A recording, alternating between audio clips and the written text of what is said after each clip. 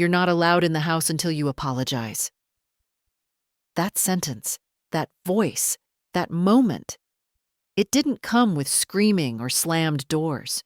It came with polite finality, like a verdict already printed, folded, and handed to me. I stood on the front porch of what was supposed to be my home.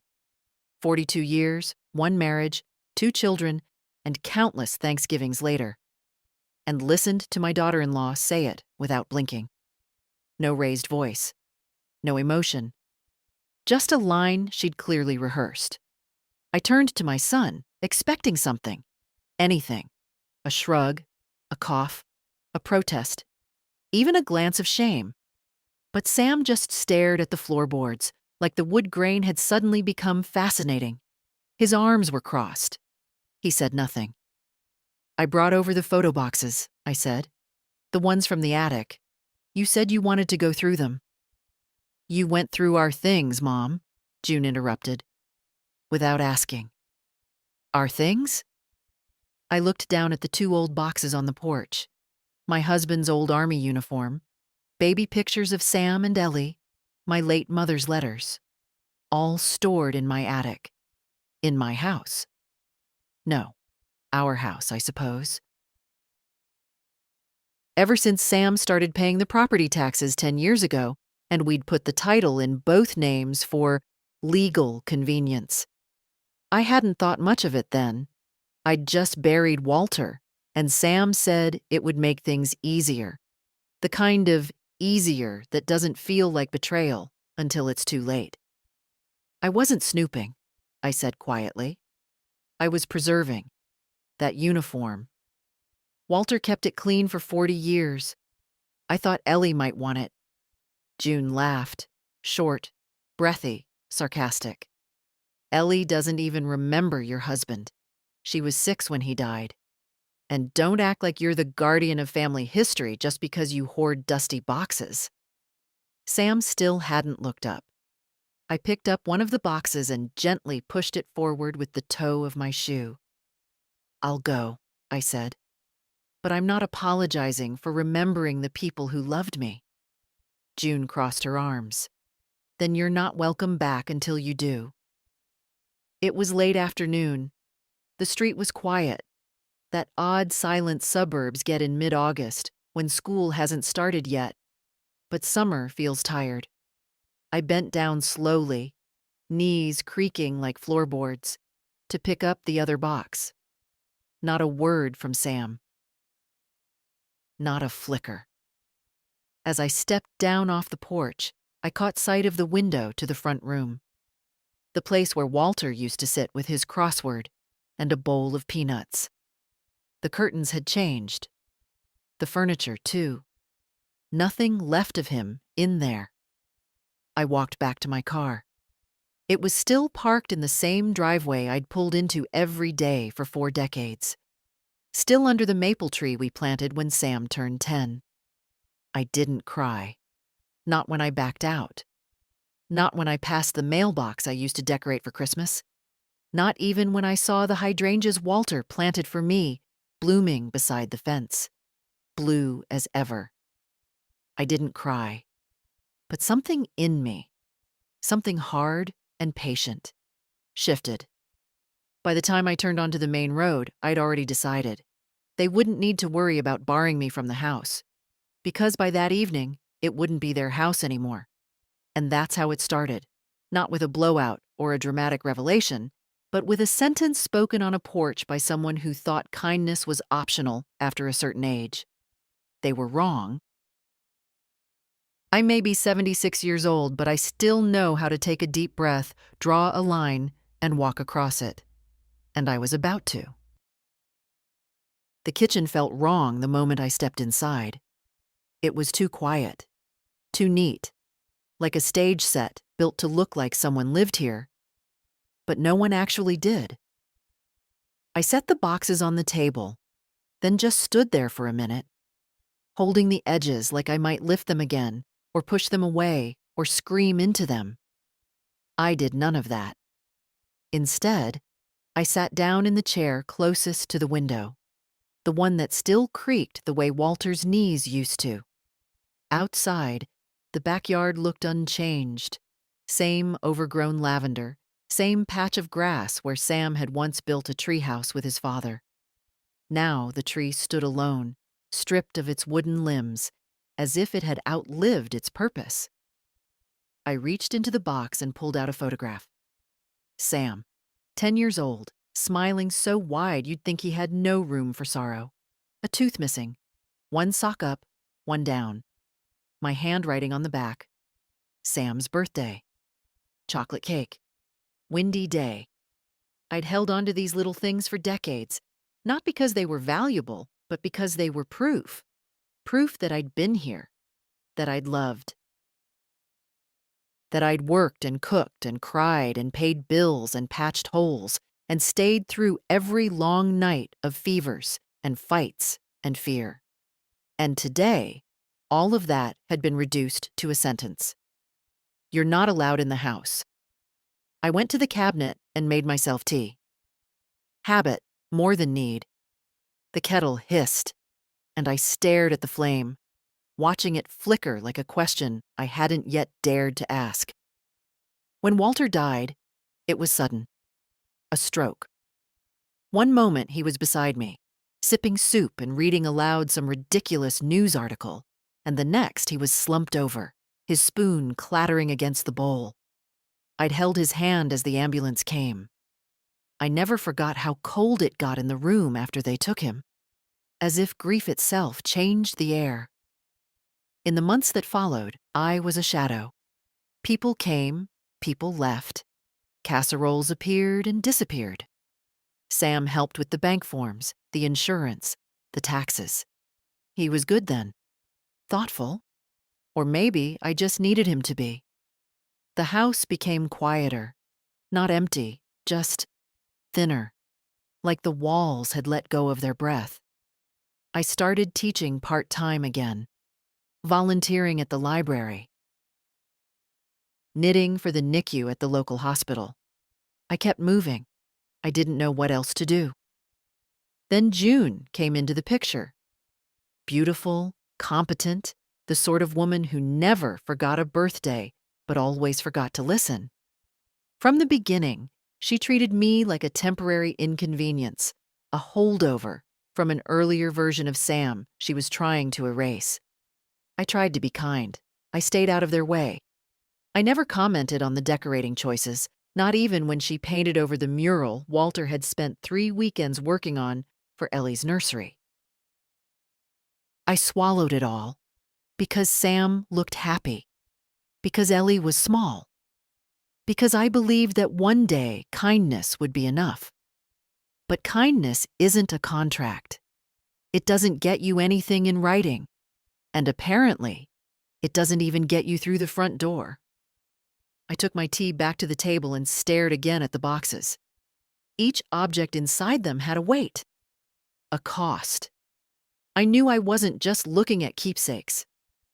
I was looking at evidence, at everything I'd paid into this life, into that house, into them. And they wanted an apology? For what? For keeping a record? For refusing to vanish quietly? A knock at the door pulled me from my thoughts. I froze for a second, then stood. It was Donna, my neighbor for nearly 3 decades, the one who still brought me tomatoes in the summer and called me Marty, like we were still 25. "I saw you come home," she said, holding out a small box. "Peach cobbler. Just made it." "Donna," I said, my voice suddenly unsteady. "You always show up when the world goes to hell." She smiled, but her eyes were sharp. "You look tired." "I am." "Want to talk about it?" "Not yet." She nodded. "Well, eat. Then talk, in that order." I took the cobbler, set it on the counter, and watched her walk back across the lawn. I had one message waiting on the answering machine, from Ellie. "Hi, Grandma. Dad said you weren't feeling well. Just wanted to say I love you. Call me if you need anything." "Not feeling well." I laughed. It was a quiet, bitter sound. They were rewriting the story already. Too bad for them, I still owned the pen. Walter and I bought this house in the spring of 1981. It cost more than we could afford and had less space than we wanted. The plumbing hissed, the roof leaked in the southeast corner, and the porch sagged like it had something to confess. But it was ours. We signed the papers with shaking hands and a giddy kind of fear, the kind that comes with doing something reckless and necessary. He carried me over the threshold like fools in a movie. We hadn't even unpacked the dishes yet. The kitchen linoleum was already peeling back at the corners, and I remember Walter crouching down with a hammer, trying to nail it flat as I stood there with a grocery bag full of canned soup and a bottle of cheap wine. He looked up at me and said, "We'll fix this place, Marty. We'll fill it with our lives." And we did. I found that memory buried in a small, stained notebook in the bottom of one of the boxes. Walter used to write down his to-do lists in it, like a man preparing to live forever. Tighten laundry room valve, replace porch rail, oil gate latch. And underneath it all, in smaller, almost embarrassed handwriting, plan anniversary weekend. Call florist.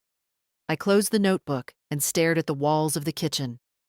Nothing here was beautiful, not by magazine standards, but every inch was ours. The scratch in the tile by the stove where Sam dropped a cast iron pan. The mismatched knobs on the pantry that Walter found at a garage sale and insisted had character.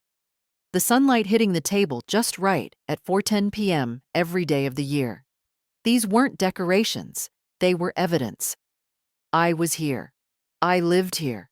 And now they wanted to evict me from my own life like I was a guest who overstayed her welcome. When Sam was 9, he broke his arm falling off the backyard swing. Walter was working late that night, and I carried him to the car, wrapped his arm in a towel, and drove 45 minutes to the nearest ER that took our insurance. I sat with him all night, reading jokes from a dog-eared highlights magazine while he cried into my sweater. Sam doesn't remember that night. Or he does and pretends not to. What he does remember is that I kept too many boxes, wore old shoes, and didn't understand how iPhones worked. Somewhere along the way, I went from being the sun to being an obstacle. I thought I'd been careful. I thought I'd adjusted my orbit to give him space. But I see now I was always going to be too much, too present, too inconvenient. The legal paperwork was still in the side drawer of my desk. Title held jointly, tenancy in common, signed and notarized. It was supposed to make things easier after Walter died. Sam offered to help with taxes, and I was too tired to argue. The lawyer said it was fine, that I'd retain full usage rights, that nothing would change. And for a while, it didn't. Then came the renovations, Sam's suggestion. The kitchen needed modernizing, the paint was depressing, and he knew a contractor. I paid for half, then more than half, then all of it. I remember thinking, he'll visit more if it feels like home to him. Turns out, he wasn't building a bridge. He was building an alibi. When I brought up selling the house last year, to downsize, move somewhere smaller, maybe a community with other women my age, Sam said no. Too risky. Too much change. He said it would complicate inheritance. He said I was safe here. Funny. Safe. I'd never thought of safety as a cage until then. I looked around the room again. The table was nicked and stained and slightly uneven, but it was where we'd played 1,000 rounds of dominoes. The curtains were old, the stove temperamental, and the floorboards creaked in patterns I knew by heart. This house didn't need saving. It needed letting go. I stood up, walked to the drawer, and pulled out the paperwork. The notary's seal, the property ID. The contact card from the realtor Sam once recommended, but I never called. I laid it all out on the table beside the untouched peach cobbler. I didn't need their permission. I only needed my own. The banker's name was Hal. He had a young man's face with an old man's politeness, and when I walked into the branch that morning, wearing the same coat I'd worn to Walter's funeral, he stood up like I was someone important. "I'd like to make some changes regarding the deed of my property," I told him, "and I'd prefer to speak to someone with a clear understanding of joint ownership law in Oregon." He blinked once, then nodded. "Of course, Mrs. Ellis. Let's step into the conference room." I'd come prepared. Original title, copies of the last 5 years' tax documents, letters from the insurance agency, and the revised property assessment they'd sent after we added the new siding. Another gift from Sam, which I paid for in full. Hal reviewed everything slowly, methodically, like someone checking the weight of each word before saying it aloud. When he reached the line that named Sam Ellis as co-owner, he paused and looked up. "Has there been a disagreement?" he asked. "Not really," I said, folding my hands in my lap. "Just clarity." "Right." He tapped a few keys on his computer, adjusted his glasses, and kept his tone even. "You own the house as tenants in common. That means your share is yours to do with as you like. You can sell your interest, or the entire property if the other party agrees, or you can take legal steps if they don't." I smiled, thin and practiced. "I have no interest in a fight, Hal. I just want to sell the house." "And your son? Will he sign off?" I slid a paper across the table. "Here's a record of every mortgage payment I've made since Walter passed. Here's the home equity loan I took out to pay for Sam's graduate degree. Here's the agreement where Sam and I agreed, in writing, that I had the right to remain in the house until my death or sale, whichever came first." Hal scanned the document. "That clause helps. Technically, if you decide to sell, he can't prevent it. He can object to the valuation, but not the sale itself." I nodded. "Then I want a full valuation, as soon as possible. I'll pay whatever it costs to get it expedited." Hal scribbled notes. "There are some good appraisers I can recommend. But just to be clear, you're planning to sell your family home?" "I'm not selling a house," I said. "I'm selling the right to erase me from my own life." He looked up again, but didn't say anything.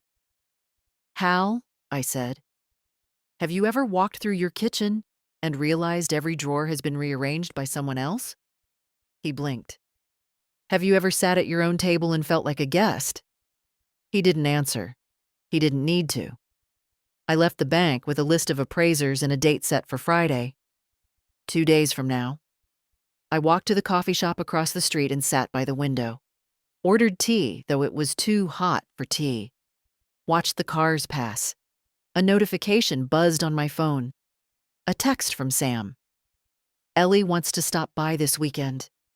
She misses you. Can you please not make things awkward?" No apology. No question of how I was. Just a request that I play nice. I didn't respond. Instead, I opened my contacts and found the name of a lawyer Walter and I had used to draft our first will. Marshall Graham. Still in business, according to the website. The receptionist answered on the second ring. "Graham and Bell Law." "My name is Martha Ellis," I said. "I'm making changes to my estate, and I'd like to ensure the process is swift and irreversible." She hesitated. "Irreversible?" "I'm not interested in second chances," I said. "Just clean ones." We scheduled an appointment for Monday. Back at home, I sat in the kitchen again, looked at the boxes, the notebook, the photographs. They said I had to apologize if I wanted back into the house. They never imagined I'd sell it instead. I didn't hear from Sam the next day. Not a call, not a text. Silence. I suppose he assumed I'd gone off to sulk, that I'd spend a few days stewing in my guilt before creeping back with some sort of apology. He always underestimated how long I could sit still and how deeply I could mean a thing once I'd said it out loud. But it was never really about the house. It was about the shift. The slow, quiet erasure that begins with tiny dismissals. Being talked over at the dinner table, excluded from planning trips, having the remote yanked from your hand like your preferences expired the same year your driver's license started showing wrinkles. That's what June never understood. I didn't resent her because she was organized or opinionated or controlling. I resented her because she thought I didn't notice the ways she rewrote the room, the ways she moved family pictures off the shelves and replaced them with neutral art, the way she called the kitchen her space, even though I'd baked 400 loaves of banana bread on those counters before she ever stepped inside. She had Sam on a leash, but it wasn't forceful. It was soft. Guilt-ridden. She didn't say, "Don't listen to your mother." She said, "I'm just trying to make things easier for everyone." And Sam, God help him, mistook that for kindness. The first real wedge came 5 years ago. Ellie had just turned 16, and I offered to help with her first car. Something small, used, safe. I'd tucked away savings from a side job I took organizing the library's archives. I told June about it over coffee. She smiled politely and said, "Thank you, Martha, but we're teaching Ellie the value of earning things," which would have been noble if they hadn't bought her a brand new Honda Civic the next week as a surprise. I wasn't angry that they didn't need my money. I was angry they didn't want my help. Walter used to say that people stop listening to their mothers the moment they find someone who flatters them more effectively, and I suppose he was right. June knew how to praise. She knew how to say, "You're so smart," and "You're such a provider," with just the right lilt in her voice. Sam beamed under that light like a sunflower. And me? I was the shade. I stopped bringing baked goods to their house. They never got eaten. I stopped offering to babysit when Ellie was in middle school. They hired someone more structured. I stopped giving birthday presents they hadn't already picked out themselves. And each year, the space I occupied got smaller, my opinions quieter, my role dimmer, until it shrank to a single word: apologize. For what? For caring too much? For holding on to things they wanted forgotten? No. No, thank you. The appraisal team came on Friday morning. 2 women, efficient, polite, a little too formal, but they moved through the house with reverence, not judgment. One of them paused in the hallway, looking at the photo of Walter in his uniform. "Your husband?" she asked. "Yes." "Passed in 2009. She nodded. "He has kind eyes." That was the first kind thing anyone had said to me in weeks. They finished quickly, took their notes, and promised a report by Monday. The same day I'd see the lawyer. That evening, I made a pie. For no reason. Just for me. Blueberry. Walter's favorite. I ate one slice warm from the oven, standing barefoot in the kitchen, the smell of sugar and lemon filling the house like a hymn. And for the first time in years, I didn't set a second plate. June never shouted. That was her genius. Her sharpness came dressed in pleasantries, her cuts wrapped in silk. It was never, "You're not welcome here." It was, "Maybe you'd be more comfortable at home." Never, "We don't want your opinion, but let's keep things simple this time." The first time I truly understood what she thought of me was the Christmas after Ellie turned 11. I'd spent a week knitting a scarf, soft gray wool, delicate lacework, a pattern I'd memorized in the 80s.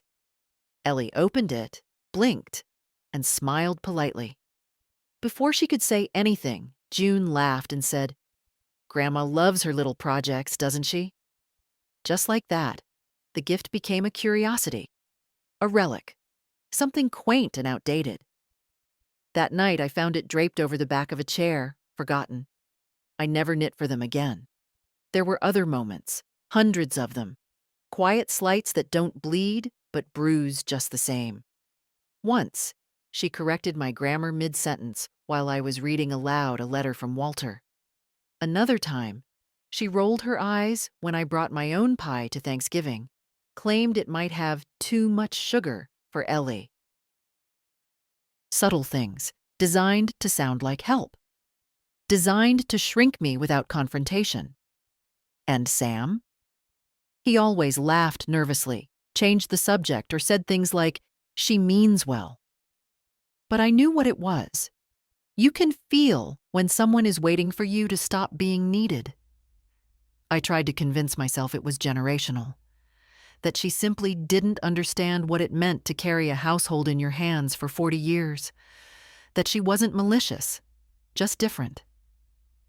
But even that excuse wore thin, because at some point it stopped being forgetfulness. It became erasure. I used to have a chair in their living room, not fancy, just an old armchair they took from my den when they wanted a cozy reading nook. I'd sit in it during visits, usually quiet, watching Sam and Ellie argue about college or laugh over a show I didn't know. One day, I came over, and it was gone. When I asked where it went, June smiled and said, "It didn't really match the new layout." She offered me a seat at the counter instead, on a bar stool with no back. I sat for 5 minutes, then said I was tired and left early. They never asked why. That's how it goes, you see. Not with fights, but with replacements. Your chair, your casserole, your traditions, your space. One by one, quietly phased out. And when you finally speak up, when you say, "This hurts," or "I don't feel welcome," they look at you like you're the one who changed. They said I overreacted. They said I misunderstood. But when I dropped off those photo boxes, the ones they claimed were taking up too much space, and found myself locked out of a house I paid for, all the illusions snapped. It wasn't just a misunderstanding. It was an eviction. Not from the property, but from the narrative. I wasn't the matriarch anymore. I was an inconvenience they didn't know how to discard politely. So they tried to starve me out with silence and suggestion. And when that didn't work, they gave me a condition: apologize. I suppose they thought I'd be afraid to lose the last bit of belonging I had. But that was their mistake. I never feared losing my place in their home. What I feared was losing my place in my own story. And that, well, that fear was gone now. I woke at 4:43 a.m. No alarm, no noise. Just the kind of waking that comes when something inside you has already made up its mind while you were sleeping. The house was dark, and the air had that pre-dawn stillness, where the silence is heavier than usual, like it knows something's about to shift. I sat on the edge of the bed for a long time, feet planted on the floor, waiting for my hands to stop trembling. They never did, but I stood anyway. I didn't make coffee, didn't turn on the radio like I usually did. I just walked slowly to the back door, stepped out onto the porch, and listened. The neighbors' wind chimes were moving without wind. A dog barked somewhere down the block. The street lamps blinked their last few moments before daylight made them irrelevant. I remember Walter once told me, "There's a difference between giving up and deciding you're done." He said it after quitting a job that had chewed him up for 20 years. I didn't understand him then. I do now. I wasn't giving up on my family. I was just done auditioning for a role they never intended to cast me in. The realtor called at 9 a.m. sharp. I'd found her online the night before. Middle-aged, confident smile, not overly cheerful. Her name was Caroline Price. And when I told her I needed someone who didn't flinch at complex situations, she simply said, "When can I see the property?" By noon, she was standing in my living room, clipboard in hand. "This is a good space," she said, walking from room to room like a woman who'd seen 1,000 kitchens and could tell within seconds if they held memories or just meal plans. "Solid bones. The siding's new, I see." "Last year," I said. "Paid in cash." She nodded. "You're serious about selling?" "As serious as cancer," I said, before I could stop myself. She looked at me carefully, but didn't pry. "You'll want a pre-inspection. I've got a guy. We can have photos taken next week. I'll list it quietly at first.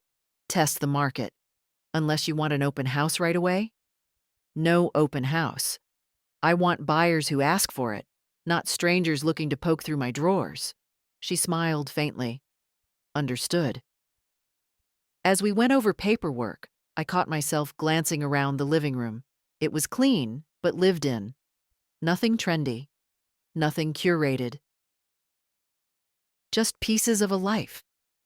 A life that, until a week ago, I thought I'd finish here. But I wasn't staying out of stubbornness. I wasn't staying out of pride. I'd simply assumed I had more time. Time to be needed. Time to matter.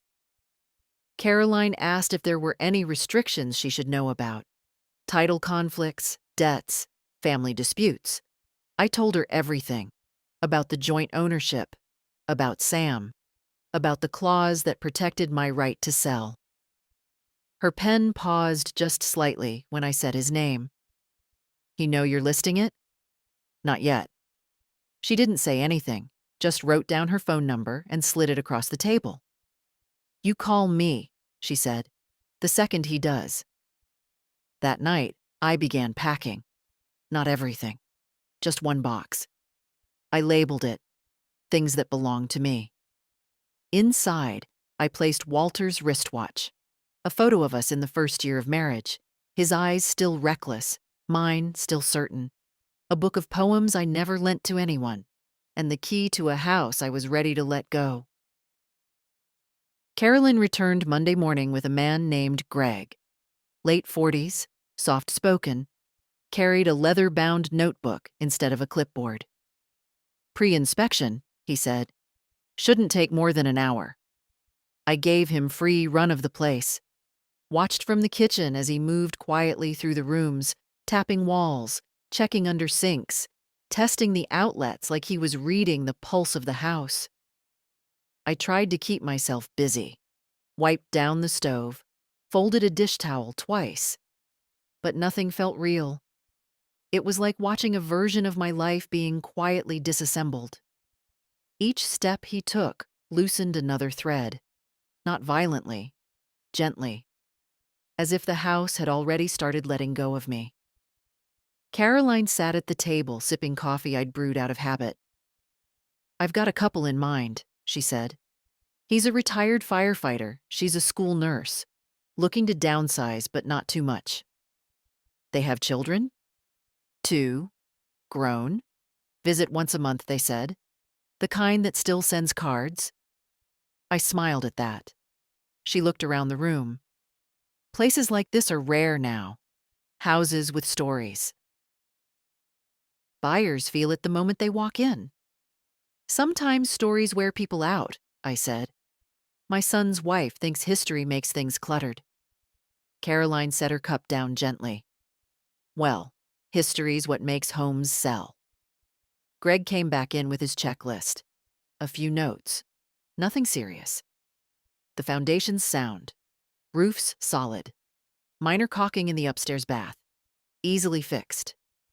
Caroline smiled. "We'll list it by Thursday. Quietly, like you asked.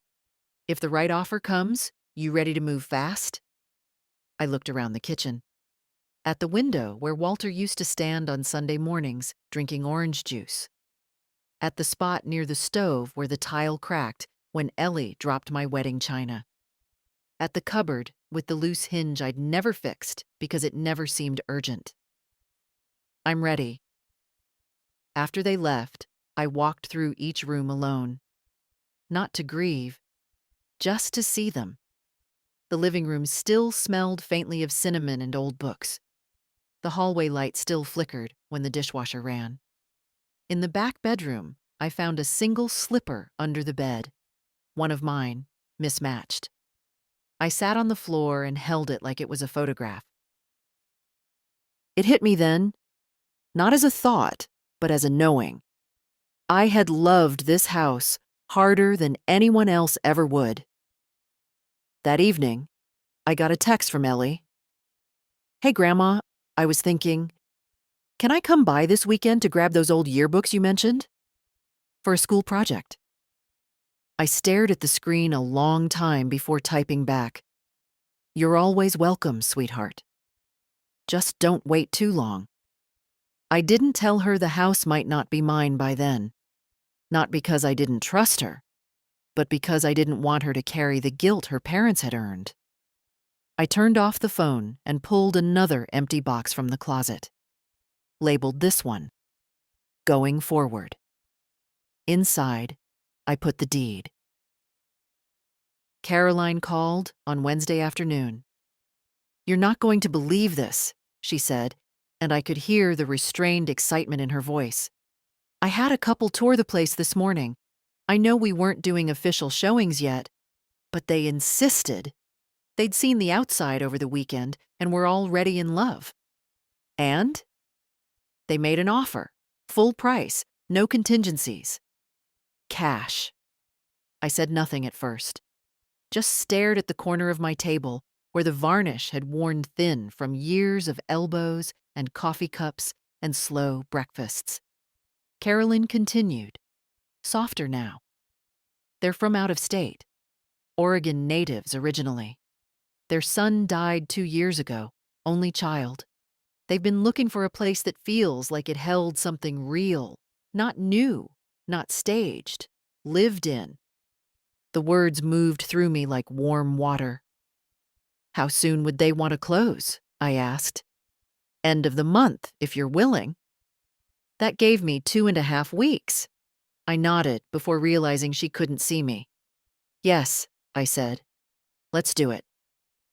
The next day, she sent over the documents for review. I sat at the kitchen table with the manila envelope unopened for nearly an hour before slicing it open with the same knife Walter once used to trim rose stems. The purchase agreement was clean, clear, firm, and my signature would unfasten 42 years in the space of 2 pen strokes. I signed. I didn't cry. Instead, I went to the hall closet and pulled out the box labeled "Things That Belong to Me." I added 3 more items: a grocery list in Walter's handwriting, a cloth napkin with a stain that never came out from the last family dinner before Ellie left for college, the key to the garden shed he built with his own hands. Then I opened a new box, labeled it, "Not Coming With Me," and into it went. The Live, Laugh, Love wall hanging June insisted on gifting me. The apron Sam bought from a big box store with a price tag still dangling. A candle in a scent I hate, but pretended to like because Ellie picked it out. That night, I made soup. Simple, quiet soup. No need for extra portions, no thoughts of who might drop in. I lit a candle, not the gifted one, and sat at the table with my own damn book. Halfway through dinner, the doorbell rang. I almost didn't answer it. But when I opened the door, Ellie stood there. Hoodie pulled over her head, hair in a bun, her face tired but kind. "Hey, Grandma," she said. "I know I should have called. I just didn't feel like talking to anyone but you." I stepped aside to let her in. "Yearbooks?" I asked. She smiled. "That and everything else." We sat at the table for an hour. 2. She asked about Walter, about the house, about the old recipe box she used to dig through as a child. I let her talk. Let her feel it. Eventually, she looked around and said, "Is it weird that I feel more at home here than I do with them?" I reached across the table and took her hand. "No, sweetheart," I said. "It's not weird at all." She never asked why some of the pictures were missing from the walls. Maybe she already knew. The house didn't resist the packing. I thought it might. I thought the walls would feel heavier, the drawers stiffer, that every item would whisper, "Don't go," as I touched it. But no, everything yielded without protest. Like even the house knew it was time. I started in the linen closet. Old towels that had faded to softness, sheets worn thin in the middle. I kept 3 sets, donated the rest. There was no one left to impress with matching pillowcases anyway. The kitchen was harder, not because of the things, but the rituals. The chipped teapot Walter gave me on our 10th anniversary. The casserole dish I used for every holiday. A drawer full of plastic containers with missing lids. These weren't just utensils. They were scaffolding. The structure I leaned on to make life look ordinary, even when it wasn't. I gave myself permission to cry once, kneeling on the kitchen floor, holding a coffee mug that still had the faint outline of Walter's thumbprint in the glaze. He used that cup every morning. I never washed it too hard, afraid I'd scrub him off.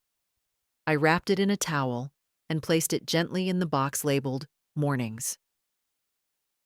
I hired a mover, small local company, 2 men in their 30s. One had a back brace and called me ma'am until I asked him not to. They were kind, careful, and fast.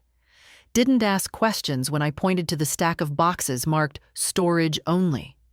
They loaded the furniture I kept, a rocker, a narrow desk, my favorite reading chair, and left the rest for donation pickup.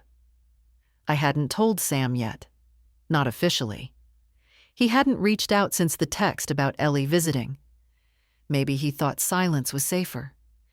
Maybe he hoped I'd let it pass, chalk it up to hurt feelings and fade back into my corner of the family. But the family had shifted. Not because I left, because I stopped asking for a seat. The new place was smaller, a little rental cottage on the edge of town with 1 bedroom, a modest porch, and a garden overrun with rosemary.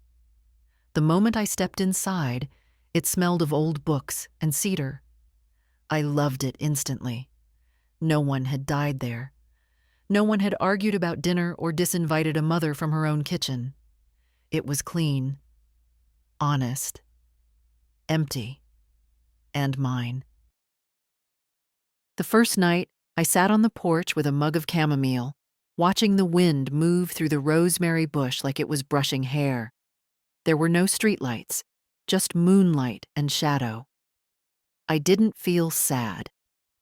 I felt still, like all the noise had stepped outside to give me room. The phone buzzed on the table beside me. I reached for it without urgency. "Ellie, Dad saw the listing today. He's losing it. Wants to talk. What should I say?" I stared at the message, then typed, "Nothing. Let him feel what he made." I set the phone down and let the wind keep moving. Ellie came again the following Saturday, this time with a paper bag full of scones and a carton of orange juice. "For your fridge," she said. "It looks empty." "It is," I replied, "but on purpose." She sat at the little table near the front window, eyes scanning the space. "It's cute," she said. "Quiet. Smells like books and salt." "That's the cedar shelves and the old heating vent," I smiled. "It'll settle." Ellie hadn't mentioned the house. Neither had I. We talked about her classes, her internship, the boy she liked but wouldn't admit to. I let her lead the pace, sensing she needed the normalcy more than I did. But after a while, she looked down at her juice and said quietly, "They're angry, Grandma. Really angry." "Who? Dad? Mom? Mostly Dad. They're saying it's not fair, that you blindsided them, that you're being dramatic." I nodded, sipping my tea. "They're entitled to their feelings." "But," Ellie looked up, "aren't you going to explain? Like, tell them why?" I leaned back in my chair. "Ellie, your father doesn't want an explanation. He wants me to undo something that makes him uncomfortable." "That's not the same thing." She looked pained. He says you're trying to hurt him, that you're punishing him. I looked at her carefully. Sweetheart, if I were trying to punish him, I'd have left him with the property taxes. Ellie laughed. The kind of laugh that catches in your throat. The kind that means you're not sure if it's okay to find something funny. I reached across the table, took her hand. I didn't do this to punish anyone. I did it to stop punishing myself. Her eyes filled a little, but she blinked quickly.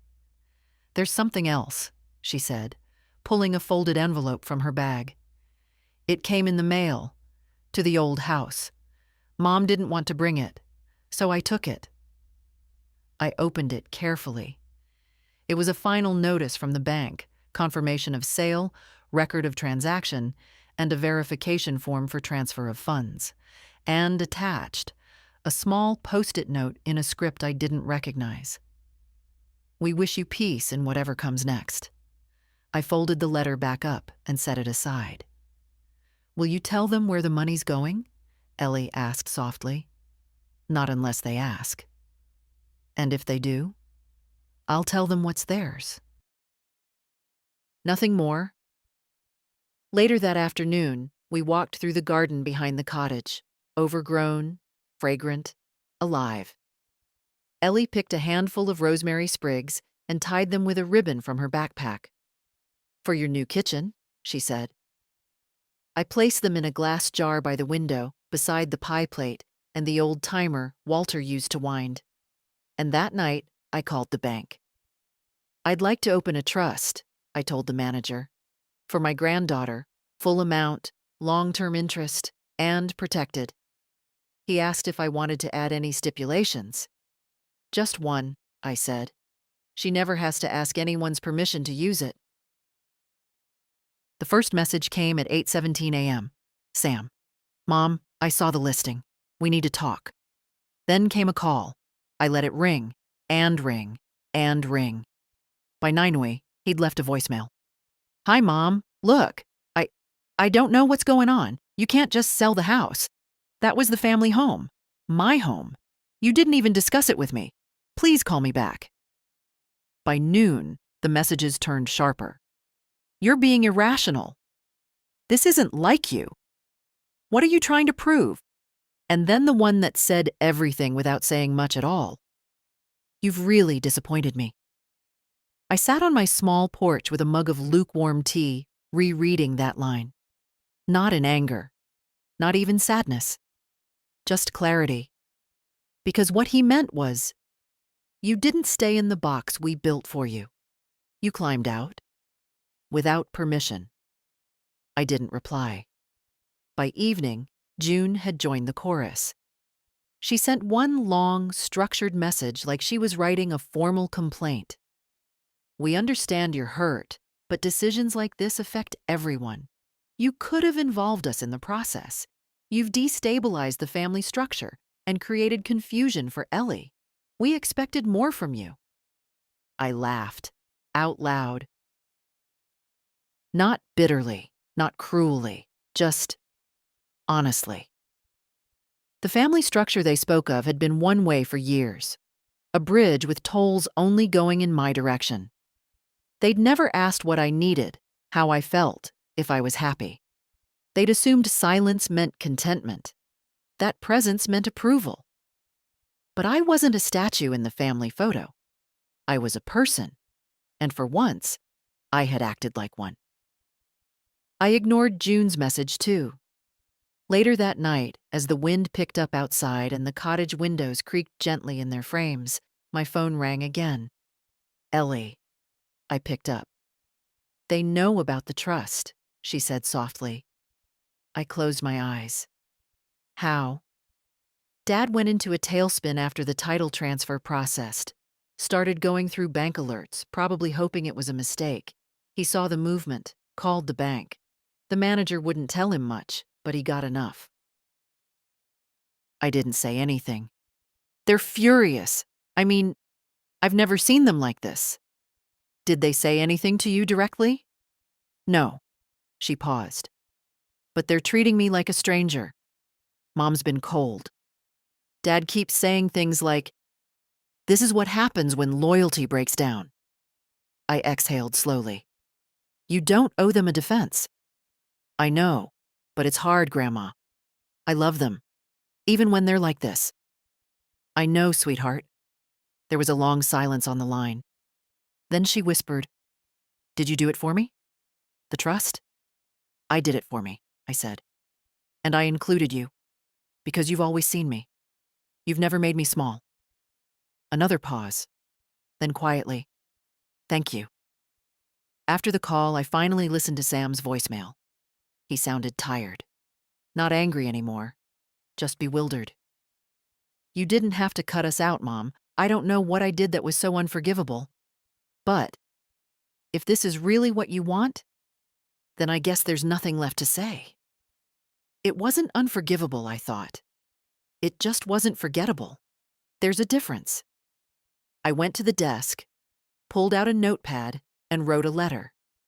I didn't plan to send it. I just needed to write it. "Dear Sam, you didn't notice the last time I set the table for you. You didn't notice when I stopped offering. You didn't ask why I went quiet. You just appreciated the silence. You didn't do one big cruel thing. You did 100 small ones, and each time I forgave you without a word. That doesn't mean you didn't owe me one. Love isn't a debt to collect, Sam, but respect is. I'm not angry anymore. I'm just done giving myself away. Take care. Mom." I folded the letter, placed it in an envelope, and tucked it in the back of a drawer. Some truths aren't meant to be mailed. They're just meant to be written down, so you can finally stop carrying them. The train pulled out of the station just past dawn. Not a grand departure, no flurry of goodbyes. Just a soft lurch forward and the quiet hum of motion. I sat by the window, hands wrapped around a thermos Ellie had handed me at the platform. Chamomile, with a splash of honey. "Where are you headed, Grandma?" she'd asked that morning. "South," I said. "Somewhere I don't have to explain myself."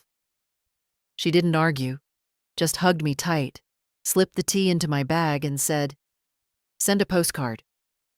The cottage wasn't permanent. Neither was the town. I knew that from the start. I hadn't fled to build a new chapter with a fixed address. I just needed room to breathe without memory sitting on every shelf. So I packed light. 2 suitcases, a handbag, and a journal. No photos. No silverware that came in sets.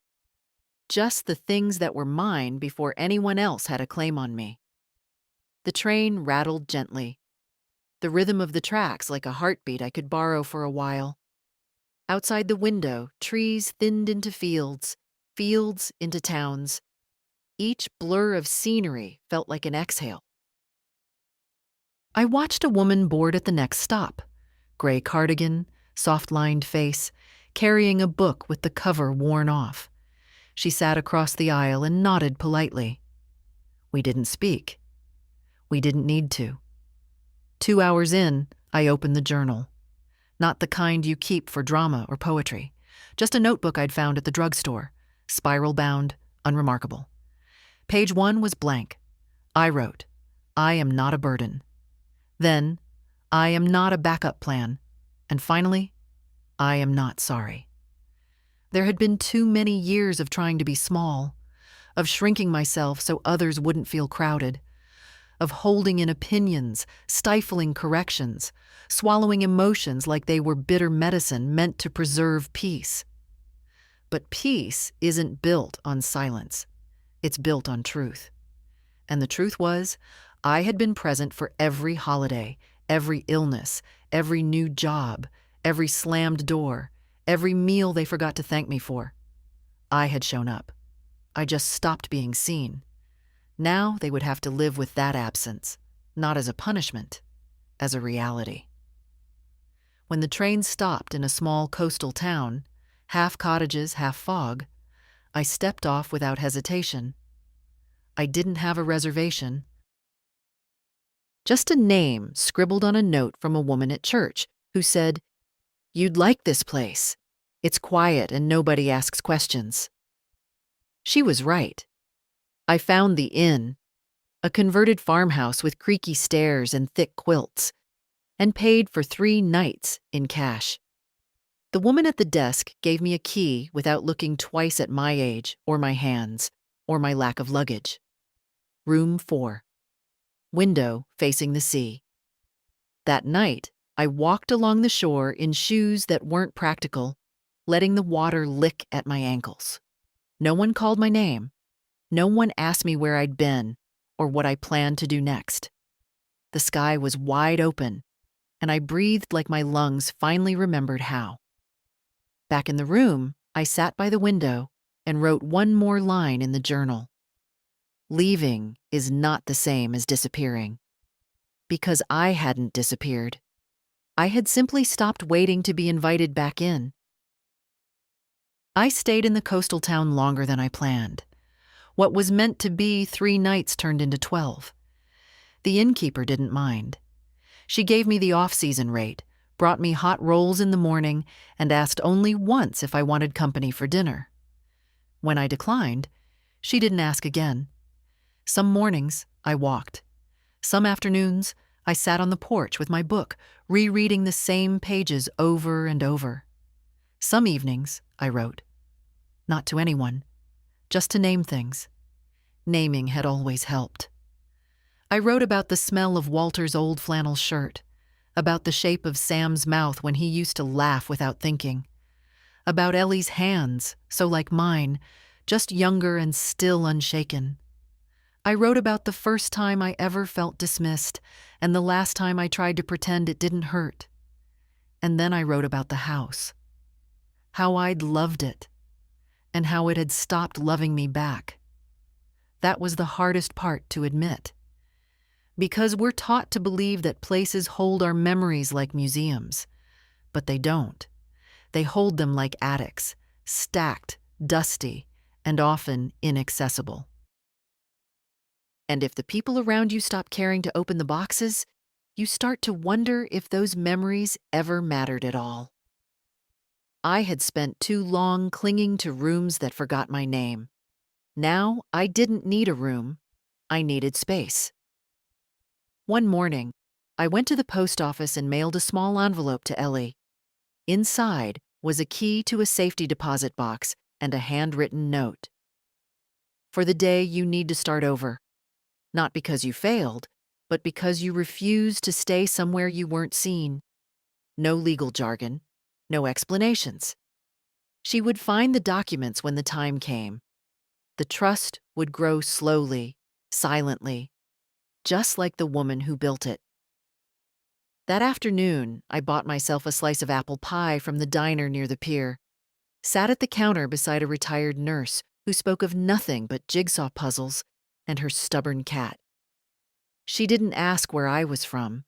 She didn't care. She handed me her sugar packet without prompting, and we ate in silence like people who had nothing left to prove. Later, walking along the rocky edge of the shore, I remembered something Walter once said after a long fight with Sam. One of the only fights that ever made him leave the room. "He's got your stubborn streak," Walter muttered. "Only difference is, yours knows when to stop caring what people think." At the time, I thought it was an insult wrapped in a compliment. Now I knew it was prophecy. My phone rang only once that week. Unknown number. I didn't answer. I had nothing left to explain. Let them wonder. Let them chew on the quiet. My absence was the clearest language I'd ever spoken, and I knew without drama or vindication that none of them, not Sam, not June, would ever find the nerve to ask the only question that mattered. What made you stop waiting for us to understand? Because they already knew the answer. They just didn't think I'd act on it. But I had. Not loudly, not cruelly, just completely. I didn't need them to acknowledge the pain. I didn't need a retroactive invitation back into the fold. I needed to know I could walk away with nothing but a suitcase, a name, and my own story still intact. And I had done it. That night, I stood at the edge of the ocean and said thank you out loud, not to anyone in particular, just to the wind, just to myself, for not giving up. The house sold on a Thursday. Caroline texted to confirm. Funds received. Deal closed. New owners move in Monday. There was no celebration, no champagne, just a cool calmness in my chest, the kind that follows a long-delayed breath finally exhaled. I didn't feel triumphant. I felt aligned. That afternoon, I took a walk up a narrow hill behind the inn. There wasn't much to see. Scrub grass, a few wind-bent trees, gulls circling lazily above. But at the top was a bench facing the sea, carved with a name I didn't recognize and a year that had faded to illegibility. I sat there a long time, not thinking, not remembering, just sitting. The sky was wide and overcast, the kind of gray that keeps its promise to stay quiet. No threats of rain, no breaks of light, just enough stillness to notice your own breathing. And I thought, this is what peace is. Not reconciliation, not resolution, just space. To be whole again. Back at the cottage, I unpacked the last of my boxes, laid the quilt Walter's mother made across the foot of my bed, hung my robe on the back of the door. Arranged the spices I still used, cinnamon, thyme, a little rosemary from Ellie's bundle. And then I lit a candle, not out of ritual, but as a signal, a way of saying, this is mine, this space, this air, this version of my life. I sat at the table with a cup of tea and I finally wrote them back. Not June, not Sam, but Ellie. Sweetheart, the house is gone and I am still here. That's what I want you to remember. We are not defined by the spaces we're allowed into. We are defined by the ones we refuse to shrink ourselves inside of. One day, you may find yourself sitting in a room where no one hears you, where your stories are dismissed and your silence mistaken for consent. When that day comes, I want you to know you have permission to leave, to build new walls, to carve new doorways, to go where the air doesn't require apology. I will always be proud of you, not for staying kind, but for staying awake, for knowing when kindness becomes self-erasure. The money is yours, but more than that, the freedom is. Use it wisely, use it boldly, use it with joy. And if anyone asks why you walked away, tell them you were raised by a woman who finally did the same. With love, Grandma. I sealed the letter and placed it beside the teapot. Then I walked out into the evening, the ocean breeze soft against my face, and for the first time in decades, I didn't carry anything with me. No expectations, no burdens, no need to be explained. Just myself, whole, unfolding, like something honest left out in the open, like a truth that no longer feared being spoken, like a woman who left the house and never looked back. If this story stirred something in you, if you've ever felt small in a room you once called home, share this. Tell someone. Leave a comment. Let the silence end somewhere. Let it begin with you.